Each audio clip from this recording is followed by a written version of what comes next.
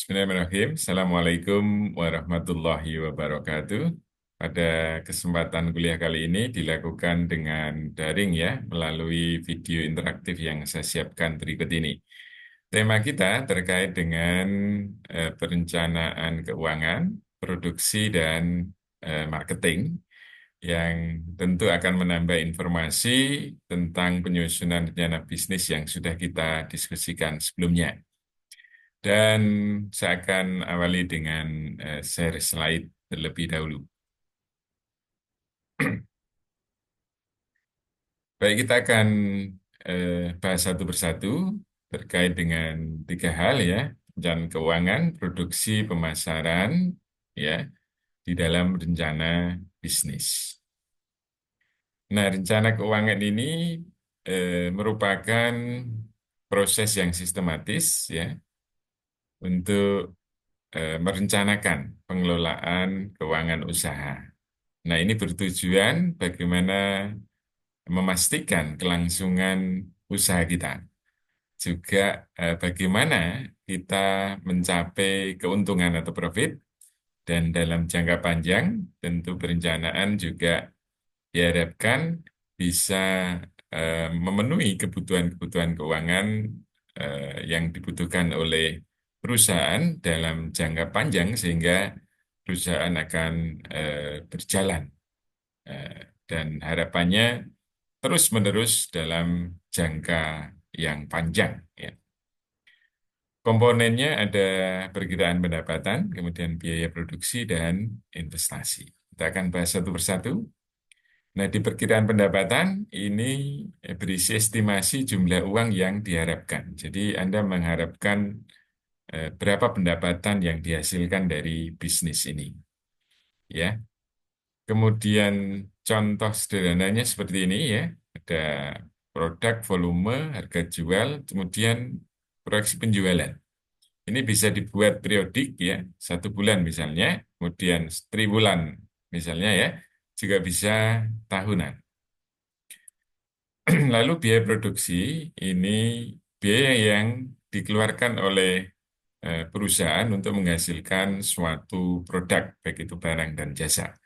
Ini mencakup keseluruhan biaya yang digunakan untuk menghasilkan produk tersebut ya, mulai dari bahan bakunya, ya, SDM-nya, ya, kemudian peralatan-peralatan pendukung, termasuk juga listrik, telepon kalau itu diperlukan. Nah, di sini juga disebut juga sebagai biaya operasional atau biaya operasi yang kemudian bisa dibedakan menjadi biaya tetap ya. Biaya tetap artinya biaya ini tetap tidak terpengaruh dengan jumlah produk yang dihasilkan. Misalnya biaya sewa tempat itu sifatnya tetap ya. Nah, berapapun apa namanya produk yang dihasilkan karena kapasitas tempat itu memungkinkan untuk memproduksi dalam jumlah besar misalnya ya, maka biaya sewa ini tetap ya. Beda dengan biaya variabel. Nah, kalau ini besar kecilnya, ini dipengaruhi oleh jumlah produk yang dihasilkan. Misalnya, biaya lembur, ya. Kalau menghasilkan jumlah produk yang banyak dan butuh lembur, maka kita menanggung biaya overhead. Jadi ini menjadi biaya variabel. Biaya listrik misalnya ya, dengan target produksi yang banyak, tentu biaya listriknya berbeda dengan ketika eh, produk yang akan dihasilkan itu sedikit ya. Jadi ini akan berpengaruh. Nah, contoh biaya listrik, biaya telepon ya, yang itu dipengaruhi oleh banyaknya jumlah produk yang dihasilkan, ini kelompoknya ke dalam biaya variabel. Contohnya seperti ini ya, biaya produksi, kelompokkan biaya tetap, dan biaya variabel. Yang ketiga adalah biaya investasi. Di sini maksudnya adalah biaya yang digunakan untuk eh, membeli atau mengadakan eh, belanja modal ya. Belanja modal artinya nilai ekonomisnya itu lebih dari 1 tahun. Ya. Nah, kira-kira di usaha Anda ada nggak belanja modal untuk barang dan produk lainnya misalnya yang itu nilai ekonomisnya ya nilai ekonomis itu bisa digunakan dimanfaatkan ya memberikan nilai tambah bagi perusahaan dalam waktu minimal itu 1 tahun ya kalau ada berarti masuknya di biaya investasi ini saya sudah siapkan kolom contoh sederhana ya dan nomor kebutuhan investasi, kuantitinya, harganya, dan jumlahnya. Nah, biaya investasi ini tentu harus dipikirkan nanti eh, ketika kita merumuskan harga jual ya, sebagai berikut. Nah, harga jual tentunya nanti akumulasi dari biaya produksi, ya, kemudian pengembalian biaya investasi, ini tergantung usia ekonomisnya ya. Kalau itu 1 tahun, maka biaya tersebut ya dikembalikan eh, ya sebaiknya dalam waktu 1 tahun sehingga tidak membebani eh, apa namanya harga yang lebih tinggi gitu ya. Kemudian juga menambahkan eh, target keuntungan ya. Jadi akumulasi dari biaya produksi, kemudian pengembalian investasi dan biaya keuntungan ini bisa dijadikan rumus ya atau formula untuk menyusun eh, harga jual. Kemudian rencana produksi juga perlu dituangkan di dalam rencana bisnis kita ya. Jadi saya akan gambarkan proses produksi itu seperti ini ya. Ada input ya, kemudian proses, ya input diproses menjadi produk atau output. Nah, proses setelah menjadi output ini tentu nanti ada umpan balik. Mungkin di evaluasi ya, apakah produk yang dihasilkan ini layak ya, atau ada perbaikan-perbaikan. Ya. Kalau ini di perusahaan yang sudah jalan, ya output atau produk itu ada proses quality controlnya. Nah, quality control ini menjadi umpan balik, ya, eh, menjadi informasi-informasi, ya, sehingga menjadi bagian dari input, ya, sehingga di proses produksinya nanti bisa dilakukan proses perbaikan-perbaikan. Nah, di dalam rencana bisnis yang Anda susun, ya, Anda nanti perlu menggambarkan kira-kira input yang dibutuhkan apa ya. Misalnya ada SDM-nya, ada modal, ada bahan baku, keahlian ya, mesin, informasi informasi yang dibutuhkan lainnya. Kemudian ada teknologi yang digunakan.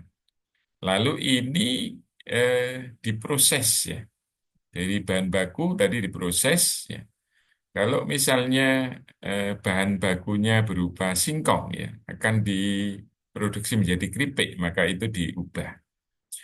Kalau bahan bakunya SDM, transportasi ya, itu kemudian diproses untuk proses pemindahan barang eh, atau mengirimkan barang. Nah, itu menjadi produk berupa pengiriman barang atau kurir ya. Nah, ini kemudian ya eh, menjadi produk ya. Ada produk contohnya keripik singkong ya, ada produk jasa apa namanya pengiriman barang ya. Kalau Anda punya modal untuk bisnis di bidang pendidikan misalnya ya, di sini ada inputnya yang cukup diproses menjadi jasa pendidikan tertentu, misalnya jasa kursus, jasa bimbel ya, jasa eh, pengasuhan anak usia dini misalnya. Nah, lalu dievaluasi ya, apakah barang dan jasa ini sudah layak sesuai dengan yang diharapkan, ya, dilakukan quality control. Hasil evaluasi atau quality control menjadi umpan balik, nanti menjadi informasi di sini, ya. yang di dalam proses eh, transformasi, ya, proses produksi itu dipertimbangkan untuk melakukan perbaikan-perbaikan. Nah, di rencana produksi Anda juga menggambarkan ini ya. Jadi proses inputnya, proses transformasinya menjadi barang dan jasa, lalu bagaimana evaluasi atau quality controlnya, ya, dijadikan umpan balik untuk perbaikan selanjutnya. Kemudian yang terakhir di tema kita hari ini adalah rencana marketing. Kita mengadopsi konsep marketing mix ya. Apa itu marketing mix? Ya, marketing mix biasa disebut sebagai bauran pemasaran, ya, yaitu program pemasaran yang memadukan seluruh elemen pemasaran dalam satu program marketing atau pemasaran yang itu dirancang untuk meraih tujuan pemasaran yang lebih efektif ya dan bisa meraih pelanggan yang lebih banyak. Nah, bauran pemasaran ini menciptakan seperangkat alat untuk membangun posisi yang tentu lebih kuat di dalam pasar yang ditargetkan. Nah, awalnya bauran pemasaran itu mengadopsi 4P ya. Ada produk, ada price, ada promotion, dan place. Nah, ketika kita melibatkan elemen-elemen ini, berarti ketika mengembangkan sebuah produk, ya, itu berpikirnya adalah customer solution. Bagaimana produk ini memberikan solusi bagi para pelanggan. Nah, ketika produk memberikan solusi ya bagi pelanggan-pelanggannya, maka produk itu secara eh, spontan otomatis ya akan dilirik oleh calon pelanggannya ya. Misalnya di dalam problem pengasuhan anak ya, masyarakat perkotaan yang bekerja suami istri ya, mereka apalagi problem ya tentang pengasuhan anak ya. Sementara mencari baby sister juga cost-nya lebih tinggi misalnya ya, atau mencari pembantu yang cost-nya lebih rendah itu juga tidak mudah.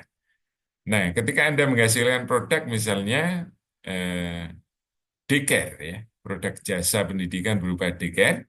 Nah, daycare-nya inovatif ya, daycare yang diberikan eh, apa namanya pengasuhannya tidak hanya secara pengamanan fisik tapi juga edukatif begitu ya. Nah, ini mungkin bisa menjadi customer solution bagi problem orang tua yang dua-duanya bekerja. Nah, ketika itu maka Anda tentu bisa eh, apa namanya mensosialisasikan bahwa produk ini berikan solusi. Lalu harga itu berpikirnya adalah perspektif eh, customer ya, dengan kualitas barang dan jasa yang dihasilkan ya, kelayakan harganya berapa ya. Lalu ini dipasarkan ke siapa? Lalu daya belinya seperti apa? Jadi kita perspektifnya adalah customer cost itu perlu dipertimbangkan di dalam bauran marketing ini. Ya. Kemudian promosi ya. Promosi itu intinya adalah bagaimana produk kita itu terkomunikasikan. Maka perspektifnya adalah communication ya. Bagaimana nilai tambah kelebihan-kelebihan ya produk yang dihasilkan dengan produk-produk lain itu perlu dikomunikasikan. Melalui apa kita melakukan itu ya. Di zaman media digital tentu kita banyak sarana dari media sosial misalnya ya, kemudian juga berbagai perangkat komunikasi misalnya dengan website dan lain sebagainya. Dan di P yang keempat kita ada place ya. Place itu perspektifnya adalah convenient atau kenyamanan. Bagaimana orang belanja atau orang eh, bisa mengakses layanan kita itu dengan nyaman ya. Kalau tempat fisik misalnya tempatnya nyaman, bersih ya, rapi ya, enak dilihat ya. Kemudian mendukung juga kalau itu proses pendidikan, mendukung proses pendidikan itu sendiri. Demikian juga kalau toko fisik misalnya ya. Nah, bagaimana dengan tempat non fisik misalnya toko daring? Ya, toko daring tentu ya eh, toko-toko yang bisa memberikan kenyamanan belanja. Nah, misalnya ada jaminan uang kembali kalau barangnya tidak sesuai, ya. Misalnya ada garansi dan seterusnya. Itu juga penting. Nah, marketing mix ini kemudian berkembang menjadi 7 konsep ya, 7P. Ya. Tambahan P berikutnya adalah di sini, di sebelah kiri ada people, proses, dan physical environment. Ya. Physical environment kemudian berkembang, ya tidak hanya lingkungan fisik, tapi juga berkembang lingkungan dunia maya. Ya, itu juga perlu dipertimbangkan. Nah, Anda boleh mengadopsi apakah menggunakan 7P atau menggunakan 4P yang tadi ya. Nah, tentu dengan argumentasi-argumentasi yang jelas dan bisa menguatkan rencana bisnis yang Anda kembangkan. Nah, kita akan mulai dari P yang eh, kelima ya, tambahannya, yaitu people. Nah, people ini eh, komponennya adalah satu employees ya, pekerja, ya, tim manajemen, ya, kemudian culture, budaya kerja orang-orang, kemudian customer service atau bagaimana people ini memberikan pelayanan kepada customer. Nah, di sini perlu dipertimbangkan citra dari people yang terlibat di dalam bisnis. Ini juga perlu dipikirkan ya. Kalau itu bisnis pendidikan, pendidikan ini tentu ada eh, apa namanya aspek keteladanan misalnya ya. Kalau yang kita rekrut misalnya punya kondite yang ditandai masyarakat sebagai orang yang tidak bisa diteladani, maka itu perlu juga dipertimbangkan. Kemudian kesan pertama ya, orang yang memberikan pelayanan di kesan pertama itu juga perlu dipikirkan kalau kita bisnisnya itu melibatkan kontak langsung antara customer dengan tugas pelayanan. Kemudian pelatihannya juga perlu dipikirkan bagaimana meningkatkan kompetensi sehingga mendukung visi misi perusahaan. Nah, kemudian pernyataan visi misi ya, ini juga perlu difahami oleh orang-orang yang terlibat di dalam perusahaan.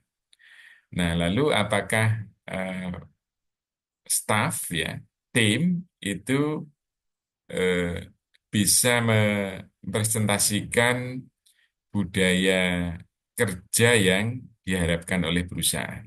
Nah, ini juga perlu dipikirkan. Nah, lalu P yang ke-6 itu adalah proses ya. Nah, di proses yang perlu kita perhatikan adalah bagaimana eh, orang itu menggunakan layanan kita. Nah, proses apa yang harus mereka lalui? Jadi proses. Nah, kalau orang itu terlalu berbelit-belit prosesnya ya, mungkin akan cenderung malas untuk datang ke tempat usaha kita. Nah, kemudian di mana mereka menemukan ketersediaan layanan? Ya, ada kontaknya, ada pengingatnya, ada proses registrasinya misalnya, cara berlangganan, ya, bagaimana mengisi formulir, ya, tingkat teknologi yang digunakan, ya, apakah mudah atau susah. Nah, proses ini tentu yang memudahkan para calon pelanggan, ya, tidak berbelit-belit, mereka bisa dengan happy mengakses layanan yang kita sediakan. P yang terakhir adalah physical environment ya.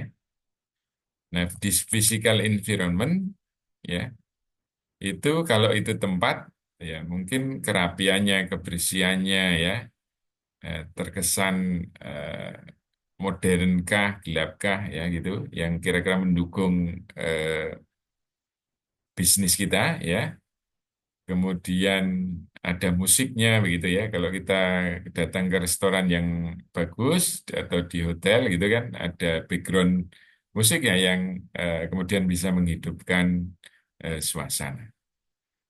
Ya, ini yang terkait dengan fisikal ya. Kemudian juga kalau kita kembangkan lagi, maka ada non-physical environment.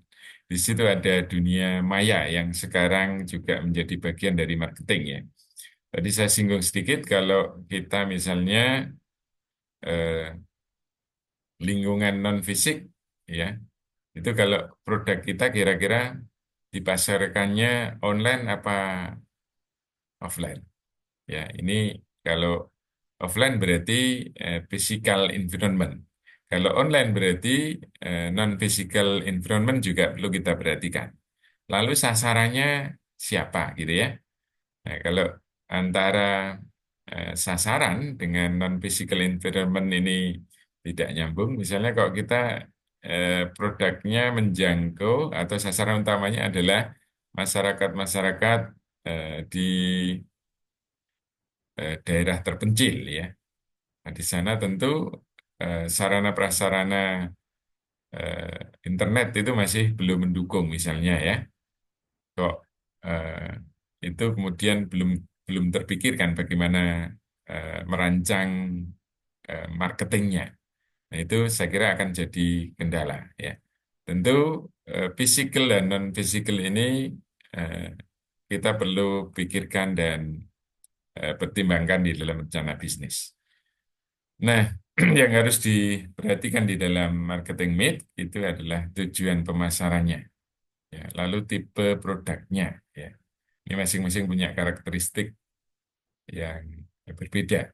Sasaran pasarnya siapa, struktur pasarnya, lalu perilaku persaingan usaha, ya. Kemudian masalah isu-isu yang eh, global ya budaya agama ya kemudian posisi pemasaran kemudian portofolio produk artinya bahwa pembauran marketing ini melibatkan eh, beberapa komponen kalau konsep awalnya 4P tadi kemudian berkembang menjadi 7P ya. Nah, Anda bisa memilih kira-kira menggunakan yang 4P atau 7P sesuai dengan karakteristik produk Anda masing-masing. Silakan dipikirkan ya, karena habis ini Anda diminta untuk mulai menyusun rencana bisnis dan pertemuan selanjutnya sudah bisa dipresentasikan ya draft rencana bisnisnya. Ya, ketua kelas mungkin menyusun eh, apa namanya kelompok-kelompok yang dalam 4 pertemuan terakhir itu diberikan kesempatan untuk melakukan presentasi ya.